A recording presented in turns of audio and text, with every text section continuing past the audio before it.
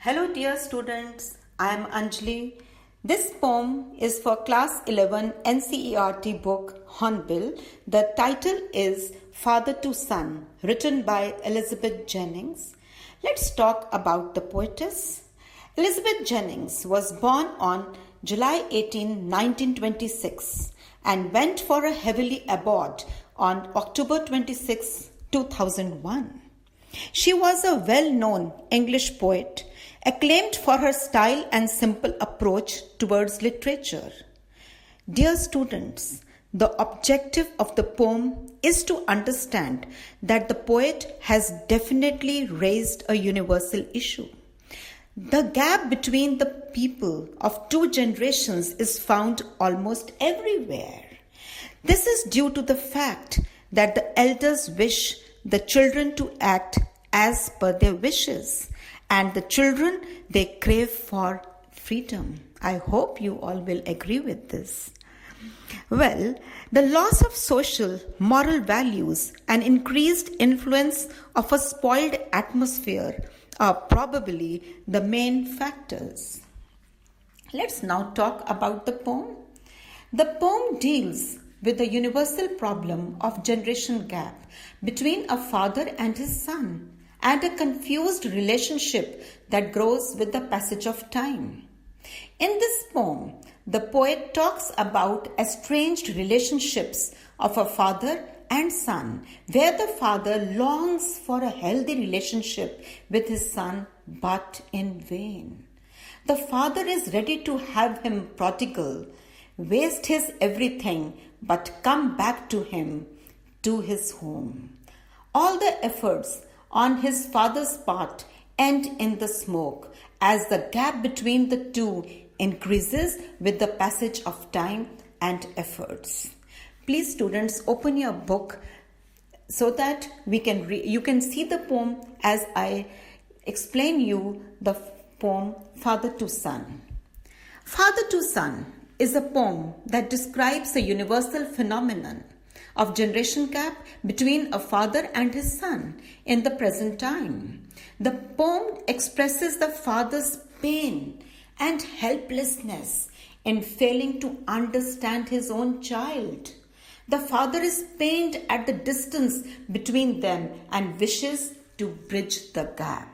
He remarks that though they have been living in the same house for years now, he does not understand his son. He knows nothing about him. He tries to build the same relationship that he enjoyed when his son was a small child. Well, students, the father wonders if he is responsible for destroying the basic personality of his son, or if his son now belongs to the world to which his father does not. He regrets that they talk like strangers and they lack understanding. The son is much like his father in appearance, but they do not share common interests or tastes. Well, students, there is a complete gap of communication between them. The father wishes his son to return to him in his own surroundings rather than see him move out and make his own different world. The father is ready to forgive his son for everything and rebuild the relationship to have a new start. The father feels that they should live together. He admits that he himself is able to understand how his grief gives way to anger.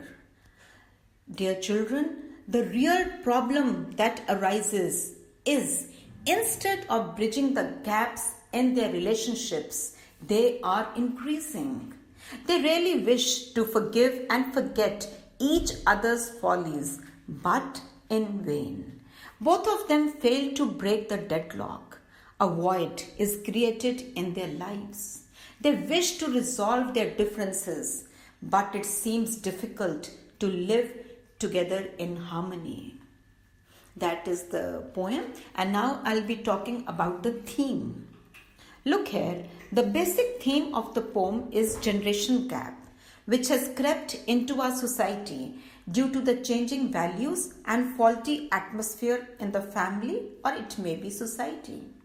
The most loving relationships have also suffered a serious blow. The estranged relationships deeply affect the personality of the child.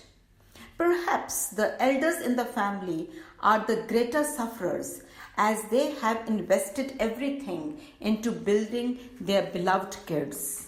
However, due to external influences, the children behave strangely, and there emerges a difference of opinion on almost every matter.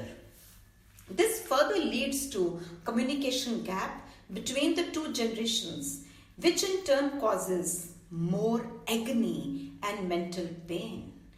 The speaker wishes that his relationship with his son could once again become friendly and congenial.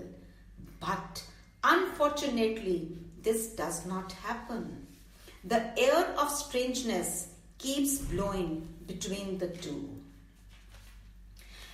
Very powerful literary devices are used in the poem. The first one that I will be discussing with all of you is the irony. The poem has a lot of instances of irony, and the few I will share with you. For example, the first one, the father and son live together in the same house like strangers. The second irony, both want to forgive and forget, but are not able to break the deadlock and are further alienated. Next, the boy has physically grown and looks like his father, but he does not understand what his father's feelings are. Moving on to the next literary device, that is metaphor. It is, I would have him prodigal. Here the speaker refers to a biblical character who, despite having wasted everything, was welcomed by his father. Alliteration. The poem